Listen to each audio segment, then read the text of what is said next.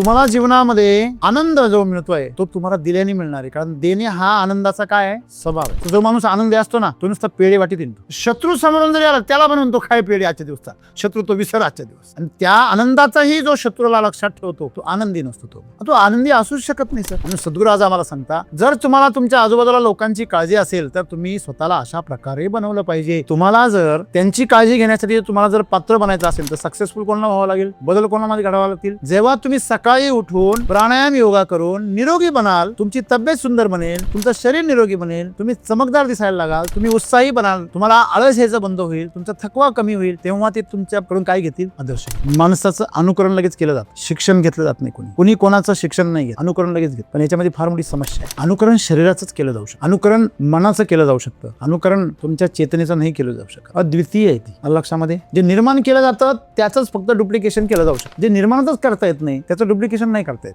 ते निर्माणच होत नाही, डुप्लिकेशन कसं करणार. तुमची जी चेतना आहे ती स्वयंभू आहे, आत्मा हा स्वयंभू आहे, तो निर्माण नाही करता येत. शरीर निर्माण करतायत, समजा हे बोट तुटलं ते परत जोडतायत, केस कापला तो परत वाढतो, निर्माण होतो. एखादी वस्तू तुम्ही निर्माण केली परत निर्माण करतायत, सूर्य निर्माण करून दाखवा, तो स्वयंभू आहे. पण कळतं का हे. आणि म्हणून जे स्वयंभू आहे ते तुमच्या जीवनामध्ये निर्माण झालं तर आनंद जन्माला येतो. तुम्हाला असं वाटतंय की सगळ्यांनी निरोगी व्हावं, तो पहिले निरोगी कोणी व्हा, स्वतः व्हा. तुम्हाला वाटतंय माझ्या घरातल्यांनी श्रीमंत व्हावं, तर तुम्ही पहिले श्रीमंत कोण व्हा, तुम्ही व्हा. तुम्हाला असं वाटतंय माझ्या घरातल्या लोकांनी हलकट व्हावं, तर पहिले हलकट तुम्ही व्हा. कसं हसवाल आम्हाला, इतर 3 वेळेस हसू का नाही आलं. तुम्हाला असं वाटतंय की मी 1 नंबरला चालाक माणूस माझ्या घरातली मुलं झाली, पण 1 नंबरची चालक तुम्ही व्हा. ते आपण होतोच आहे. एक लक्षात घ्या, या सृष्टीमध्ये आपण ज्याच्या मागे लागलेलो आहोत ती गोष्ट शाश्वत आहे का याचा अभ्यास करा आणि मग त्याच्या मागे लागा. तुम्हाला कळत नसेल तर विचारा. मग संत आम्हाला काय सांगता की त्यांच्याकडे जो आनंद आहे, जो आनंद तुम्हाला क्षणामध्ये मिळतो तो आनंद त्यांना चिरकाल मिळतो. आनंदाचे डोही आनंद तरंग, त्यांचं जीवन आनंदाच्या डोहात बुडालेलं असतं आणि आपल्याला कुठेतरी एक थेंब मिळतो सर आनंदाचा. आपण जीवनामध्ये एखादा थेंब अनुभव, जेव्हा आपण आपलं देहभान विसरतो, मी कोण आहे, काय आहे, मी कुठला आहे, माझं नाव काय, मी गाव काय, मी काय करतो, हे सगळं आपण विसरून जातो आणि प्रचंड उत्साहित असतो, तो आनंदाचा क्षण असतो. अशा प्रसंग तुमच्या आयुष्यात किती आले. साधू संत जर आपल्या घरामध्ये आले तर आपण त्यांच्याबरोबर भावाच्या स्तरावर कनेक्ट. कलाकार जे असतात, कलाकार, एखादा कलाकार गायन करतोय ना आपल्या अंगामध्ये शहारे निर्माण झाले, तुम्ही त्याच्याबरोबर भावनेच्या स्तरावर कनेक्ट होता. सर्व कला ह्या भावनेच्या स्तरावर कनेक्ट करतात. चित्र बघितलं तुम्ही, त्या चित्रामध्ये तुम्ही हरवून गेले, तुमचे भाव कनेक्ट झाले. आणि म्हणूनच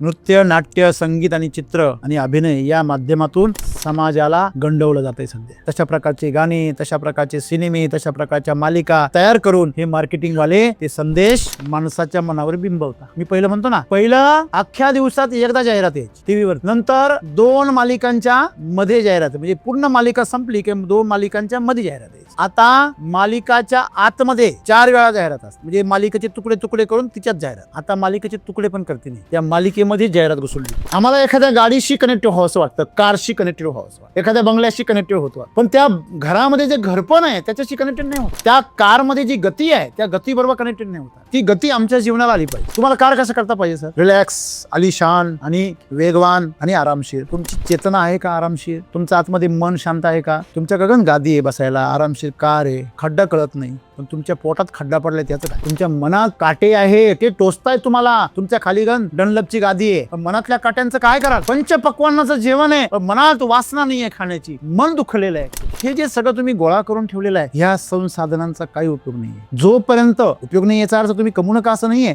जोपर्यंत तुम्ही आतून श्रीमंत होत नाही. मग आतली श्रीमंती कशामुळे सर, तुम्ही जेव्हा तुमच्यासारख्या इतरांना बनवा, ज्यांचा संसार 10-20 वर्ष झालेला आहे, त्या दोघांमध्ये एकमेकाचे काय आलेले असतात, गुण आलेले. किती पण तापड मुलगी असू द्या, जर नवरा जर तापड असेल तर लग्नानंतर तिचा स्वभाव कसा झालेला असतो, शांत, अबोल झालेला असतो. आणि किती पण शांत मुलगी असू द्या आणि नवरा पण जर शांत असेल तर लग्नानंतर तिचा स्वभाव कसा होतो, तापड. कारण मेल फिमेल असल्याशिवाय कनेक्शन जोडूच शकत नाही. निसर्गाची ती गरज आहे. सोबत राहायचं म्हटल्यावर दोघांचं कनेक्शन तर झालंच पाहिजे ना लक्षामध्ये. आणि म्हणून निसर्ग हा बदल घडून, आणि म्हणून आपल्याला एक लक्षात ठेवायचंय की आपल्या बरोबर एक तरी माणूस असं आपल्यासारखं बनतं, आपोआप बनतं ते. आणि तुम्ही जेवढे प्रभावशाली व्हाल, म्हणजे तुम्ही चांगल्या अर्थाने व्हा किंवा वाईट अर्थाने व्हा, पण तुमचे अनुयायी तयार होतात किंवा सवंगडी तरी तयार होतात. आणि म्हणून तुम्ही स्वतःला असं बनवलं पाहिजे का तुम्ही जीवनात आनंदाच्या शिखराकडे गेले पाहिजे. दुसऱ्यांनी तुमच्या विषयी निगेटिव्ह चिंतन करणं याला शाप. दुसऱ्यांनी तुमच्या तुमच्याबद्दल चांगलं चिंतन करणं याला शुभेच्छा आणि वरदान असं म्हटलेलं आहे. जर सामान्य लोकांनी जर चांगलं चिंतन केलं तर शुभेच्छा म्हणतात, आणि जर संतांनी तुमच्याबद्दल चांगलं चिंतन केलं तर त्याला आशीर्वाद असं. किती सोपं आहे. सामान्य लोकांनी तुमच्याविषयी जर वाईट चिंतन केलं त्याला काय म्हणतात, तळतळाट म्हणतात, आणि जर संतांनी जर तुमच्याविषयी जर वाईट चिंतन केलं त्याला शाप असं. किती व्याख्या सरळ आहे बघा. म्हणजे सगळा खेळ कशाचा आहे, चिंतनाचा आहे. तुमच्याविषयी किती लोक काय करतात, चांगलं चिंतन करतात, आणि त्याकरता तुम्ही तुमच्याविषयी तुमचं चिंतन पहिलं काय पाहिजे, चांगलं पाहिजे. की तुम्ही किती पण संपत्ती गोळा करा, त्याच्यामध्ये कमीपणा काहीच नाहीये, खूपच चांगलं आहे. त्या अगोदर तुम्ही ती संपत्ती गोळा करा जी तुम्हाला त्या संपत्तीचा आनंद घेण्यासाठी काय करेल, संधी देईल. शारीरिक सुखापेक्षा मानसिक सुख चांगलं, मानसिक सुखापेक्षा भावनिक सुख चांगलं, आणि भावनिक सुखापेक्षा आत्मिक सुख सर्वात चांगलं. आत्मिक सुखालाच आनंद म्हणतात. आत्मिक सुख जे कोणीच हिरावून घेऊ शकत, आणि ते फक्त दिल्याने निर्माण होत. ही गंमत आहे त्याची. मग देवांचं उदाहरण याच्याकरता सांगितलं की तुम्ही देण्याची स्वभाव वाढवा. तुमच्याकडे जे आहे ना ते देऊन टाका, वाटत राहा. तुमच्याकडे वेळ आहे ना, द्या दुसऱ्याला. तुमच्याकडे ज्ञान आहे, द्या दुसऱ्याला. तुमच्याकडे पैसा आहे, वाटा तो. तुमच्याकडे जे आहे ते दुसऱ्याला काय करा, वाटत राहा. लक्षामध्ये. आणि म्हणून तुम्ही हे लक्षात ठेवलं पाहिजे की जीवनामध्ये जर आपण स्वतःला जर चांगलं घडवलं, एक चांगला माणूस बनवलं, एक आनंदी माणूस बनवलं, तर ती तुम्ही लोकांची घेतलेली काय आहे, काळजी आहे. कारण तुम्ही असे आनंदी बना की लोकांना तुमच्यासारखं बनावंसं वाटलं पाहिजे, आणि ते आपोआप तसे बनतील. आणि मग एससीटी वैदिक मध्ये मी तुम्हाला नेहमी सांगतो की पहिले स्वतःची शेती काय करा, सुंदर करा. तुमचं शेती बघूनच लोक काय म्हणता, काय वापर. तसं तुम्हाला बघून लोकांना वाटलं पाहिजे की तुम्ही काय करता, काय खाता, कसं जगता.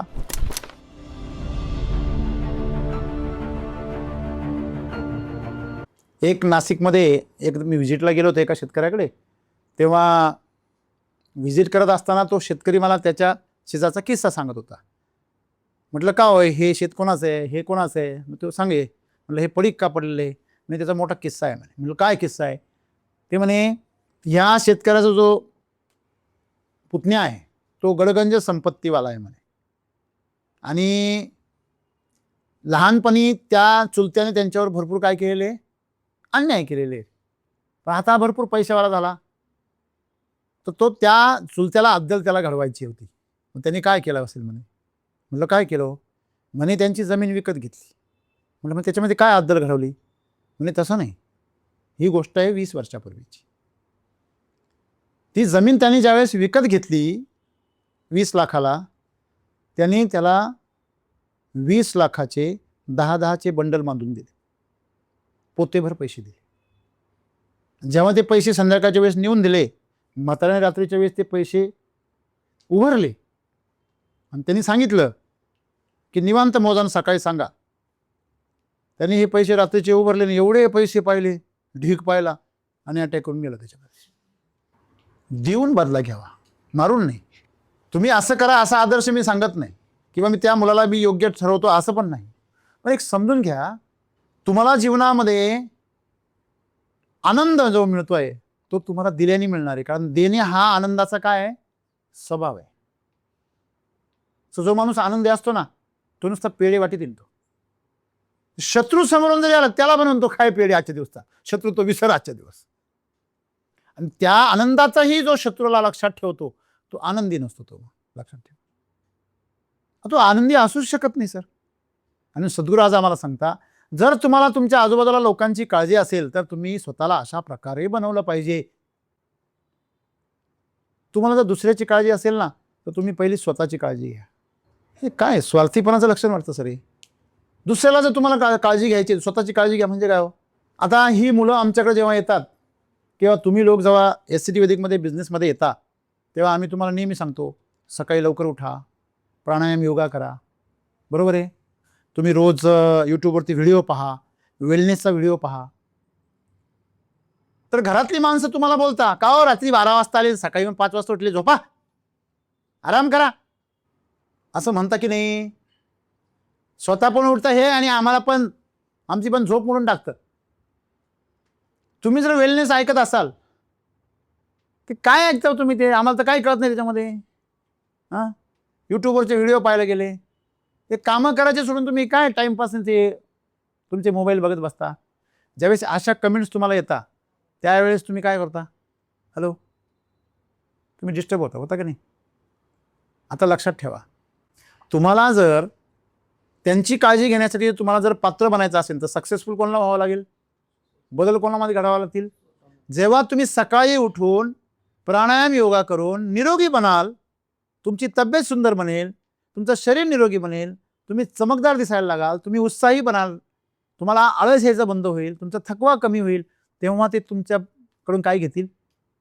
आदर्श घेतील. खरं आहे का खोटं आहे? म्हणजे आधी कोणाची काळजी घ्या? बघा, माणसाचं अनुकरण लगेच केलं जातं. शिक्षण घेतलं जात नाही. कोणी कोणाचं शिक्षण नाही घेत, अनुकरण लगेच घेतो. पण याच्यामध्ये फार मोठी समस्या आहे.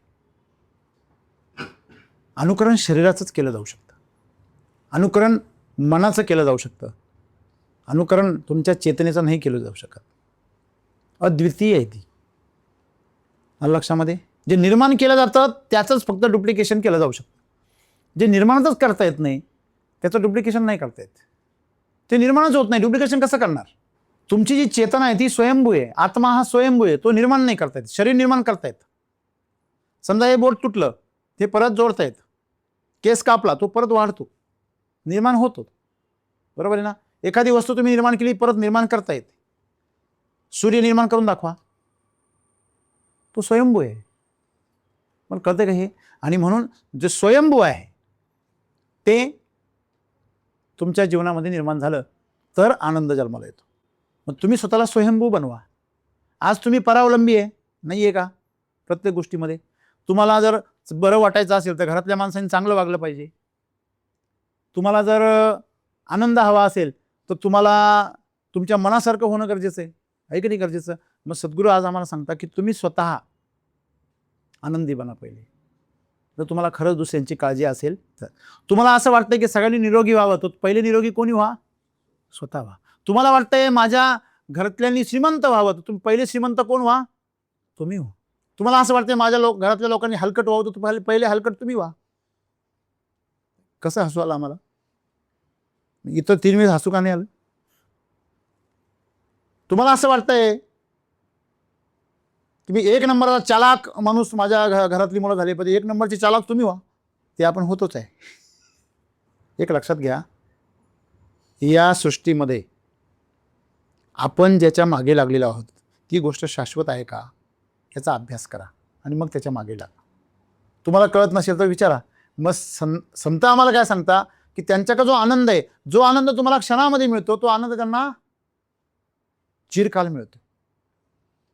आनंदाचे डोही आनंद तरंग, त्यांचं जीवन आनंदाच्या डोहात बुडालेलं असतं आणि आपल्याला कुठेतरी एक थेंब मिळतो. सर, आनंदाचा आपण जीवनामध्ये एखादा थेंब अनुभवतो. जेव्हा आपण आपलं देहभान विसरतो, मी कोण आहे, काय आहे, मी कुठला आहे, माझं नाव काय, मी गाव काय, मी काय करतो, हे सगळं आपण विसरून जातो आणि प्रचंड उत्साहित असतो. तो आनंदाचा क्षण असतो. असे प्रसंग तुमच्या आयुष्यात किती आले जेव्हा तुम्ही स्वतःला विसरले? किती आले शिंदे सर? तुमच्या जीवनात जर असे प्रसंग आले तर काय होईल? काय होईल सांगा? तुम्हाला कोणी दुःखी करू शकणार नाही. उलट जो दुःखी आहे तो तुमच्यापाशी येऊन काय होईल? आनंद होईल. बरोबर आहे ना? म्हणजेच तुम्ही स्वतःला तसं घडवा. हेच तुमचं लोकांवर केलेला काय फार मोठा उपकार आहे. पण आज आपण काय करतोय? शेतकऱ्यांना सक्सेस करायला निघालोय. तुम्ही सक्सेस आहे? तुमची बाग तशी आहे घरची? हा प्रश्न आम्ही स्वतःला विचारत नाही. तसंच आमच्या जीवनामध्ये तुम्हाला लोकांना काय हवं त्यांच्याकडे असं वाटतं ते तुम्ही स्वतः पहिलं कमवा, तुमच्या माहिती घडून आणा. आणि म्हणून आज मित्रांनो आपण स्वतःला असं बनवलं पाहिजे की त्या रंगामध्ये सगळे रंगले पाहिजे.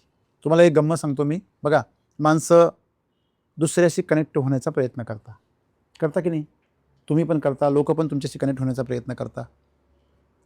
तरुणपणामध्ये एक पुरुष किंवा एक मुलगा एका स्त्रीबरोबर किंवा मुलीबरोबर कनेक्ट होण्याचा प्रयत्न करतो, पण कोणत्या स्तरावरती? कोणत्या स्तरावरती? शरीराच्या. मग ती वासना आहे. त्यांना एकत्र कोण ओढते? वासना. तुम्ही एखादा खाण्याचा पदार्थ बघितला तर तुम्ही त्या खाण्याच्या पदार्थाशी एकरूप होऊ बघता की नाही? म्हणजे तुम्ही त्याचा काय घेऊ इच्छिता? भोग. हे तुम्ही इच्छित आहे का तुमचं शरीर इच्छित आहे? हां, म्हणजे ते शरीरावर लेवलला काय आकर्षण आहे. तुम्ही एखाद्याला मनाच्या स्तरावर जर त्याचे विचार आवडले, त्याचे जर चिंतन आवडलं किंवा तुमच्या विचारांना समर्थन देणारा जर माणूस भेटला तर तुम्ही त्याच्या कोणत्या स्तरावर कनेक्ट होता? विचारांच्या. हॅलो, होता का नाही? आणि एखाद्याच्या भावना जर शुद्ध वाटल्या त्याच्या भावना जर आवडल्या आपल्याला तर आपण त्याच्याशी कोणत्या स्तरावर कनेक्ट होतो? भावनेच्या स्तरावर.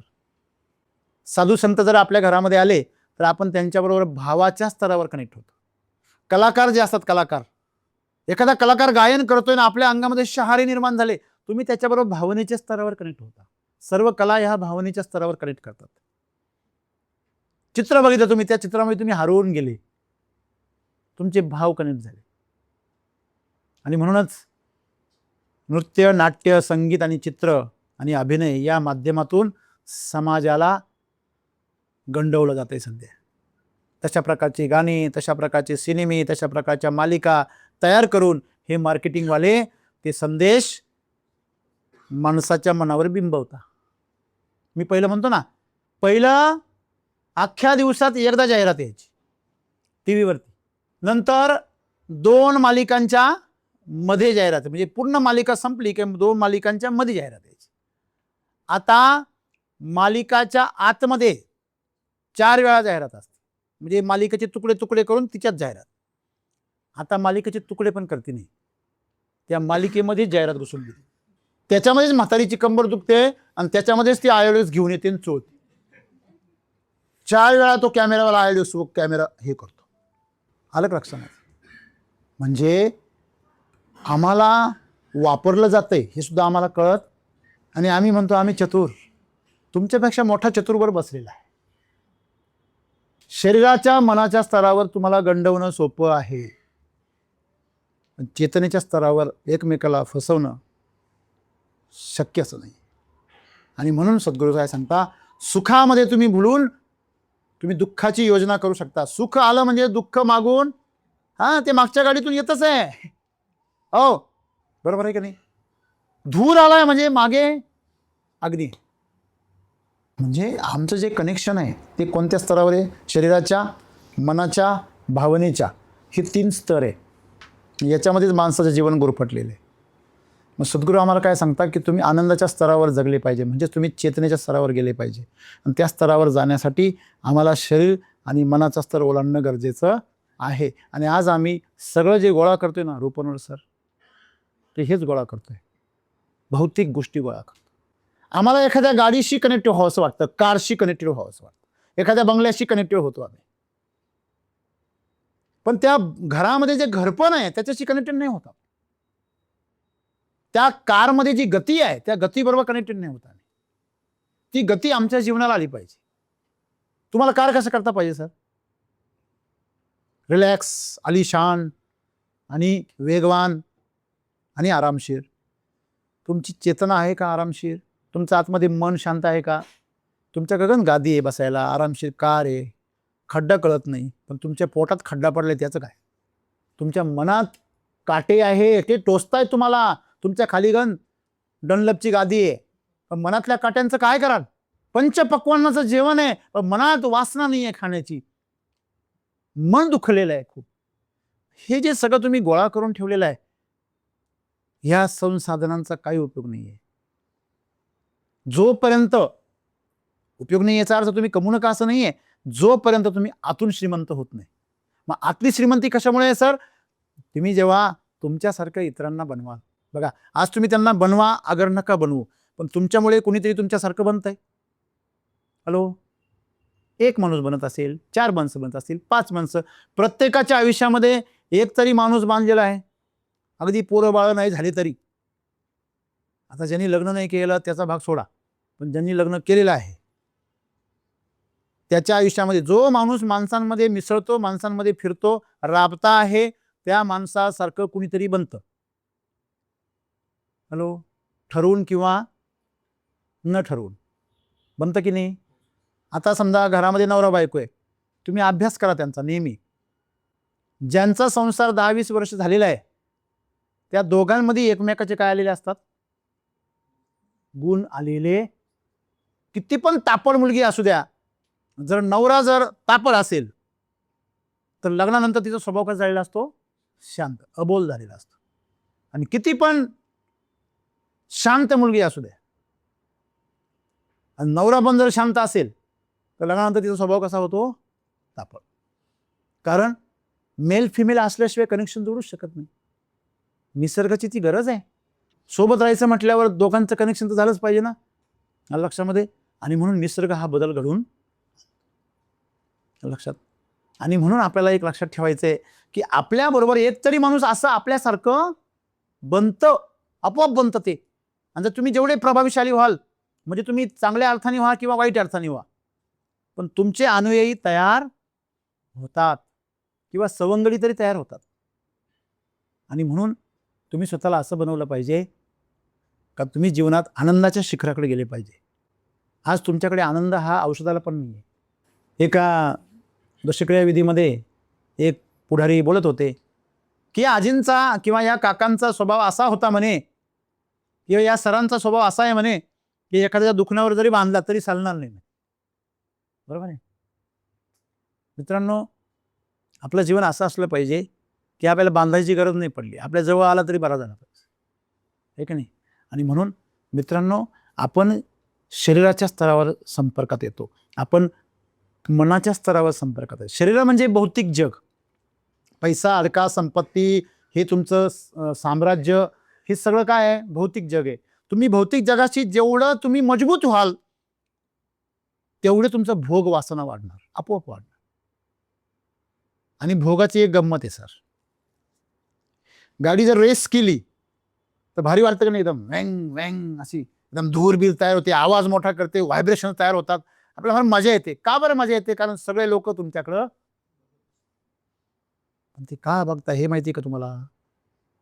जेव्हा दुसरा वाजवतो तेव्हा तुम्ही कसे बघता? कसे बघता? काय बावळे, हे काय मूर्ख आहे, बोगस गाडी रेस करते, बापाचं पेट्रोल उडवतंय. हॅलो, बरोबर आहे का चूक आहे? मग तुम्ही करता तेव्हा लोक बी असंच बघता. लोक वेगळं काय बघणार आहे? म्हणजे हे जे शरीर आहे किंवा ही जी संपत्ती आहे, हा पैसा आहे, याचं तुम्ही ज्यावेळेस प्रदर्शन करता सर, तेव्हा लोक तुमच्याबद्दल चांगला विचार करतच नाही कधी. हो, कळतं का तुम्हाला? मग याला शाप म्हणतात. दुसरा काय शाप आहे? दुसऱ्यांनी तुमच्याविषयी नेगेटिव्ह चिंतन करणं, याला शाप म्हटलेलं आहे. दुसऱ्यांनी तुमच्याबद्दल चांगलं चिंतन करणं, याला शुभेच्छा आणि वरदान असं म्हटलेलं आहे. जर सामान्य लोकांनी जर चांगलं चिंतन केलं तर शुभेच्छा म्हणतात, आणि जर संतांनी तुमच्याबद्दल चांगलं चिंतन केलं तर त्याला आशीर्वाद असं म्हणतात. किती सोपं आहे.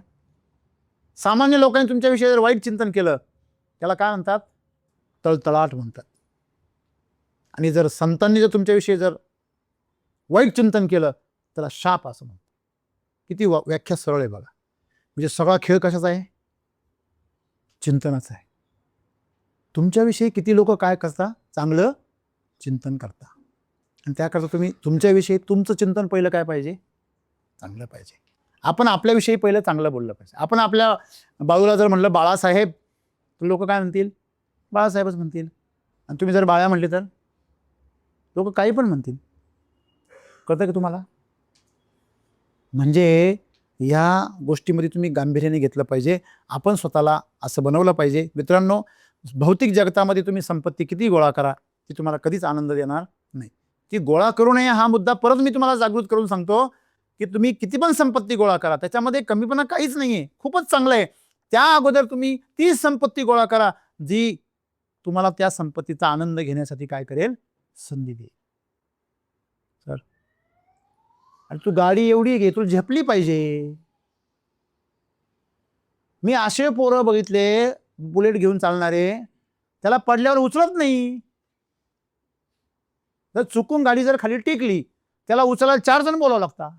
कळलं का तुम्हाला? म्हणजे तुमच्याकडे संपत्ती जे काही तुमच्याकडे आहे, अगदी शरीराची संपदा असेल, ती तुमच्यासाठी जर ओझं बनली तर ते पण काय आहे? बाधा आहे, फार मोठी बाधा आहे. आणि म्हणून आपण जीवनामध्ये स्वतःला असं बनवलं पाहिजे. जर तुम्हाला असं वाटतंय ना दुसऱ्यांची काळजी घ्यायची आहे, ती नंतर करा. पहिलं स्वतःला काय करा? समृद्ध करा. मग तुम्ही एक ऑफिसर आहात, तुम्ही एक डिस्ट्रीब्युटर आहात, तुम्ही जो कोणी कुटुंबाचा एक घटक आहात, तुम्ही स्वतःला पहिलं तसं बनवा. तुम्हाला विरोध होणार आहे, तुम्हाला नावं ठेवलं जाणार आहे, तुम्हाला मागं खेचलं जाणार आहे, तुम्हाला अडथळे निर्माण केले जाणार आहे. का बरं? कारण त्यांना असं वाटतं की तुम्ही त्यांच्यासारखंच असावं, वेगळं असू नये. पण तुम्हाला कळलंय याच्यापेक्षा पुढचं गाव भारी आहे. हॅलो, शारीरिक सुखापेक्षा मानसिक सुख चांगलं, मानसिक सुखापेक्षा भावनिक सुख चांगलं, आणि भावनिक सुखापेक्षा आत्मिक सुख सर्वात चांगलं. आत्मिक सुखालाच आनंद म्हणतात, हे लक्षात ठेवा. आत्मिक सुख जे कोणीच हिरावून घेऊ शकत नाही, आणि ते फक्त दिल्याने निर्माण होतं. ही गंमत आहे त्याची.